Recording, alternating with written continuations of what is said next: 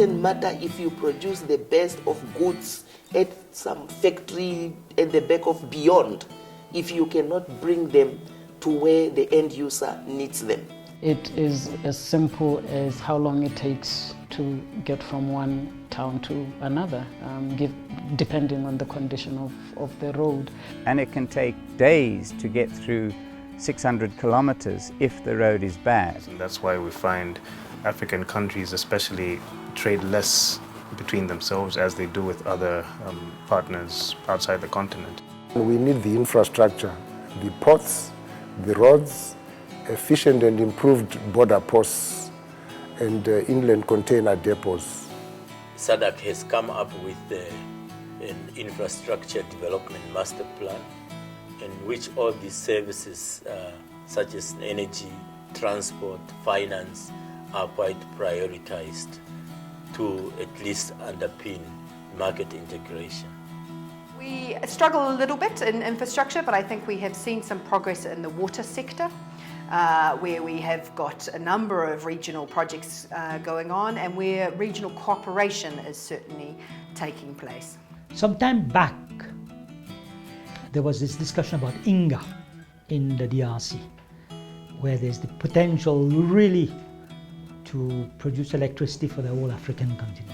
Energy is the most vital service if really the region has to strengthen its ability to produce. And therefore there's a strong rationale for a public-private partnership where the private sector can in many ways contribute to developing the policy, the regulatory infrastructure, but also the physical infrastructure by making investment, for example, in road development or other infrastructure development. All of that takes money. It's investment.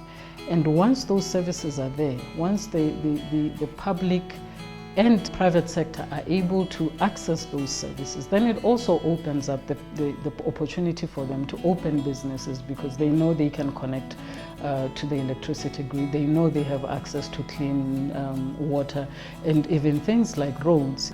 Meaning bridges that work, meaning getting rid of pontoons and putting in bridges, because pontoons can slow you down. Meaning borders where you do not need to take 3-4 days to cross into the next country. It's really taking a look at how we build better infrastructure, but also how we manage it. A good road, well maintained, preserves not only the road infrastructure, but more importantly, the goods that are being transported, they are moved much more safely, much more efficiently and cheaper. And you also preserve the vehicle that is moving that traffic. If we don't have this infrastructure on the roads, particularly on the roads, if they deteriorate to the extent where when it rains the trucks get stuck in the mud, we're in a serious situation and it can take weeks to get trucks through a bad section of road. Because over time we will find with the heavy loads that they carry, taking into account that most of our trade actually still goes by road rather than rail, which would be far more cost effective. That heavy load that the roads carry will mean that it needs to be constantly maintained. One of the things that we need to be addressing is that within those institutions, do we have the capacity? Do they have the technical skills? Do they have even the financial skills to be preparing and putting together these projects in a way that is still efficient and effective? If we built a bridge in Africa, it's on average twice the cost of the same bridge in Europe. And why is that? Because there's so much risk associated with those infrastructure projects. If we have properly prepared projects, we can bring down the cost of infrastructure in our continent by 30 or 40%. And it's something for us to think about. There are huge ships coming. And if you don't have the right types of harbor to get the ships in, you won't be able to be served. We've about a year ago completed a major investment in our container terminal in Cape Town. That entailed the deepening of the basin from 12.7 meters to 15.5 meters to accommodate bigger vessels.